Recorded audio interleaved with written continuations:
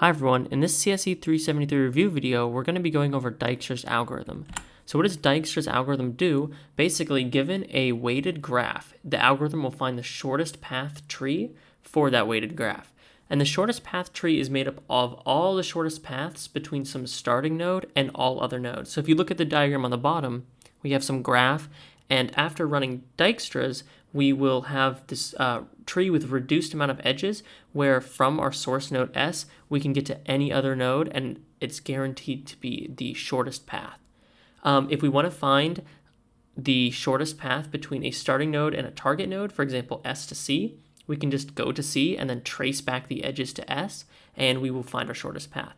And now there are other ways to implement Dijkstra's where maybe you have a source node and a target node and you want to stop when you get to that target node. That is one way to do it. We're not doing it that way. We're actually going to be making these shortest path trees and then using traceback to find individual paths.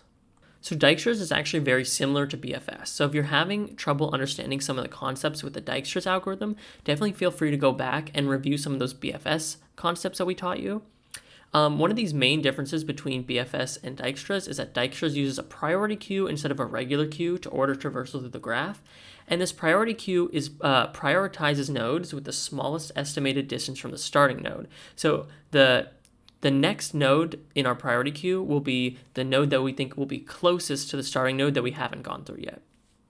And Dijkstra's runs in theta of E log V plus V log V time instead of E plus V like BFS because we need this extra log factor to help maintain our priority queue.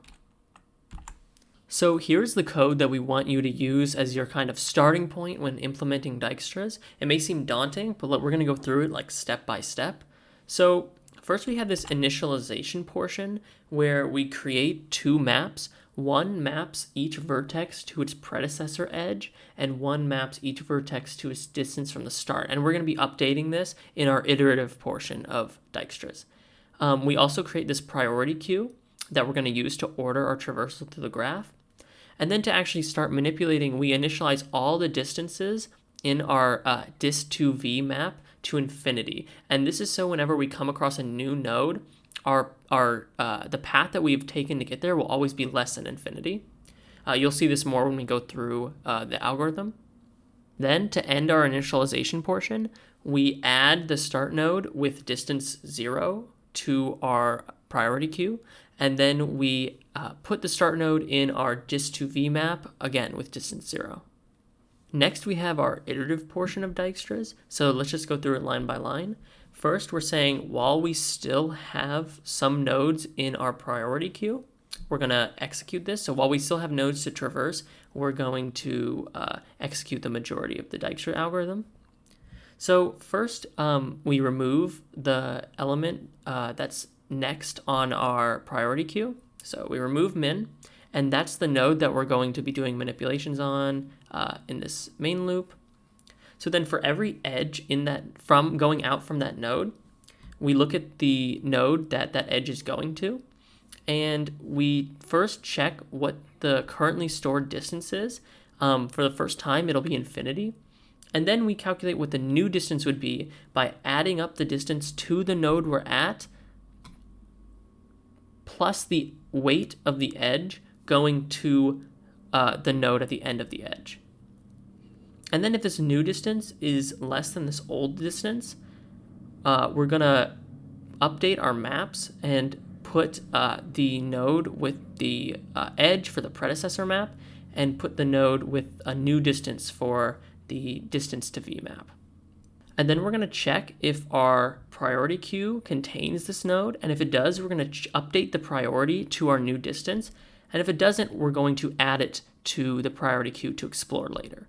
If that was confusing or too fast, don't worry, we're going to be going through this line by line very shortly. Okay, so here's our setup. First, we have our maps that we've constructed, edge to V and dist to V, stored as this table. And then we have our priority queue ordered perimeter right down here. And this is the example graph we're going to be traversing. And in this box, we're going to be going through each and every line. So first, we're going to initialize all our dist to V's, so all of our distances to infinity. Then we're going to add the start node to our priority queue. And then we're going to put our start node with distance 0 in our distance to vertex map.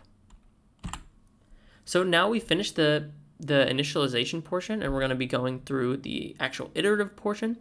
We're going to go through the while loop line by line once, and then we're going to just go over in a more general way for all the other nodes.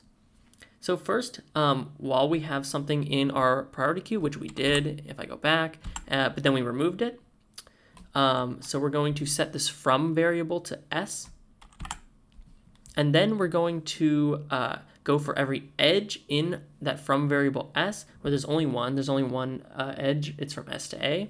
So we set the edge to s to a, and we set our to variable to a, because the edge is going to a. Next for this edge, we check our old distance, where we look into the dist to v map and get 2. What is our 2? It's a. The old distance is infinity. Okay, we set our old distance to infinity.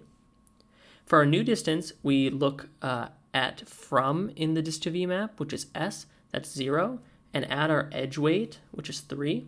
So 0 plus 3 is 3, and 3 is a lot less than infinity. So for this next portion of the code, we're going to update a's predecessor edge to this sa edge, and then we're going to update a's distance to the vertex. Now we do this if check. If our ordered perimeter contains 2, which is a, it doesn't. So we're not going to execute the code within this, and we're going to go to the next check, which is just an else. So else we're going to add a to our priority queue, and we do that here.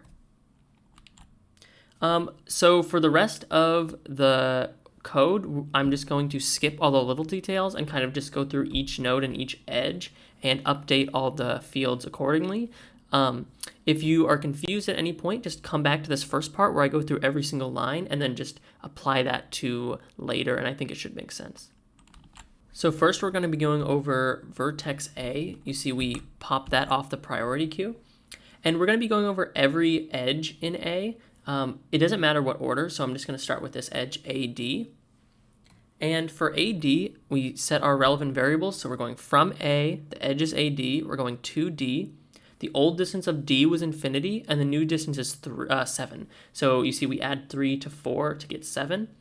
And 7 is a lot less than infinity, so we update the relevant field in the map, and we update D's predecessor edge. And then we add D to the priority queue. For this next edge here, again, we're going from A, we're going to B, so the edge is A to B. The old distance of B is infinity, and the new distance is 5, because we're adding 3 plus 2.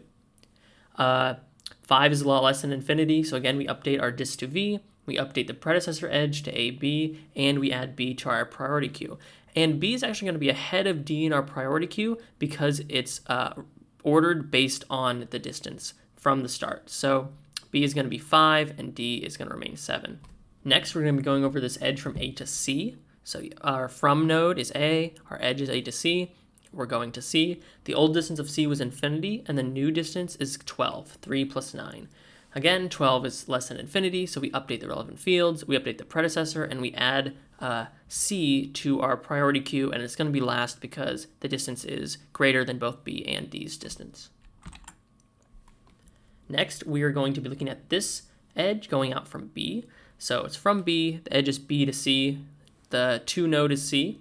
The old distance for C, since we already got here from A, if we look back, we already had a predecessor edge and distance. We're actually going to update that now because the new distance, 8, going from 3 plus 2 plus 3, is less than 12, 3 plus 9. So we're going to update these fields, and we're going to update the priority C has in the priority queue as well. Next, we're going to explore this edge D to E.